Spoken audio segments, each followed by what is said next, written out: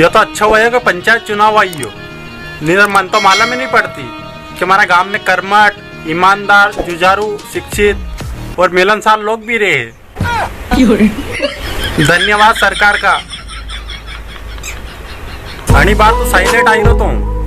आई कहीं रो तो आता काम तो सरपंच साहब केवल लगी है तुम्हारे पर काहे भयो कि कुंवारो ना अपनी पंचायत में आएगी महिला सीट तब फार्म भरू तो भरू क्या थी साइलेंट आई तो सरपंच साहब केवल लगी है तुम्हारे तो गांव का। जिन्हें भी सरपंच को फॉर्म डालियो है नहीं वो अपने लोगों को जरूर पूछ लीजियो कि आपने हरांगा कि जीतांगा, नहीं जो हरिया होनी तो केगा देखो कितनी दिन मने दोनों फार्म लोग पैब खाइजन वोट भी नहीं देगा, नकर जो जीती गया तो केगा कि देखो कितनी दिन मने भरो फार्म थमे जीतोगा।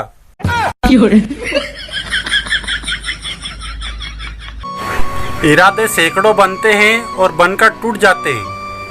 कि